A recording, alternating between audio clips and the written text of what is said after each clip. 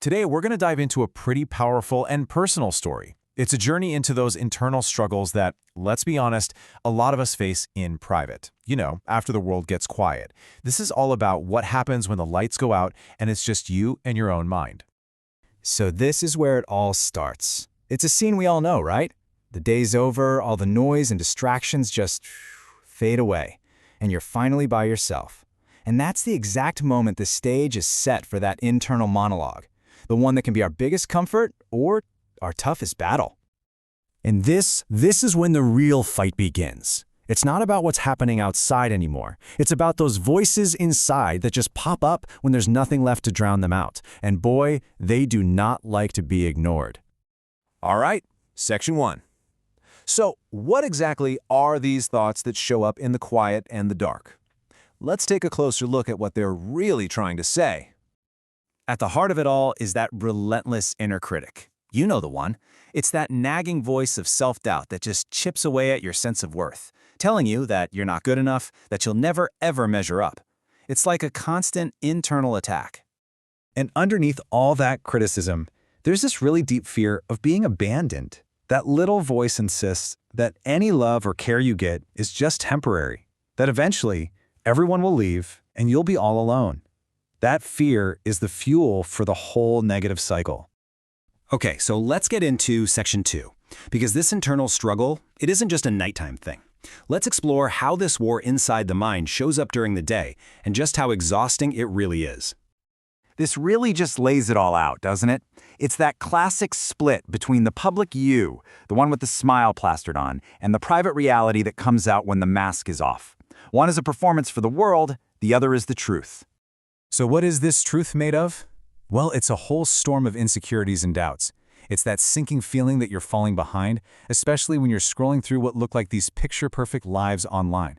It feels like all your past fears and failures are stacked up into this giant wall you can't see over. And the way this fight is described, wow. Hand-to-hand combat. This is not some distant battle. The demons are negative thoughts. They're intimate. They know exactly where our old wounds are, our deepest weaknesses, and they use every single one of them against us. But then, something shifts. After all the pain and exhaustion, this one crucial question pops up. What if this incredibly lonely experience isn't actually lonely at all? This single question is the turning point. It's the first crack of light in all that darkness. And that brings us right here to our third section.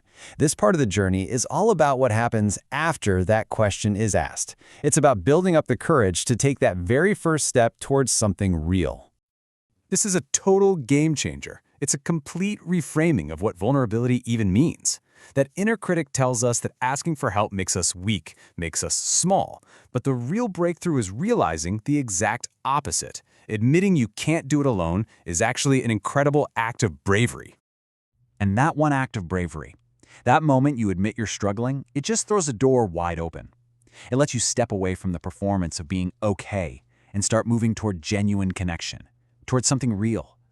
It's the first step out of that internal prison.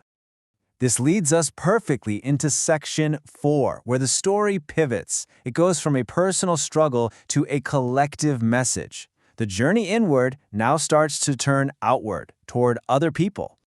See? The story isn't just about me anymore. It's for anyone.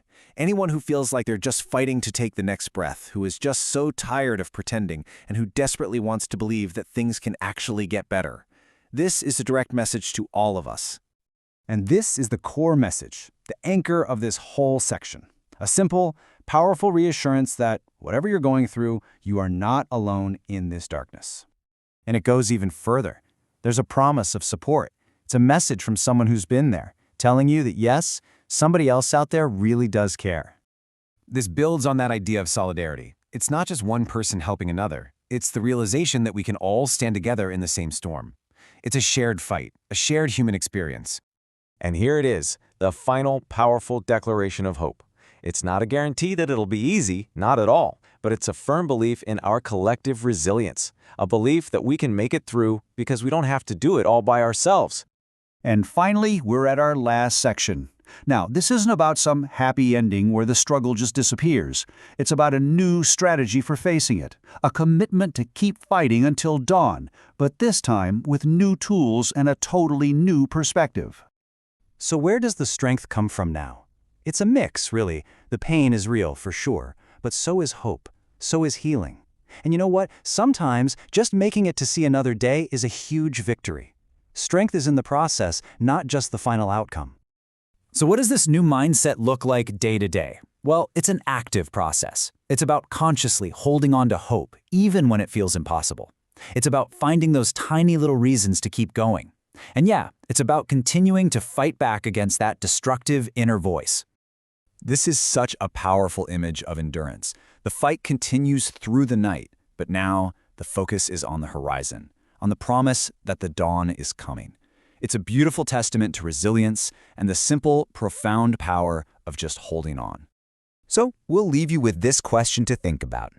This journey is such a potent reminder of the battles we fight in silence, but also of the incredible hope we can find in connection. So when your own lights go out, what are the things, the people, the thoughts, the small reasons that help you find your way toward the dawn?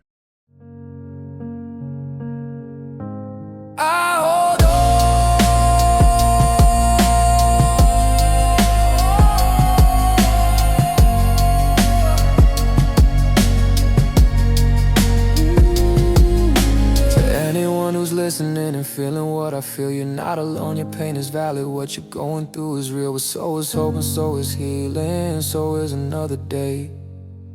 When the lights go out, we'll find our way.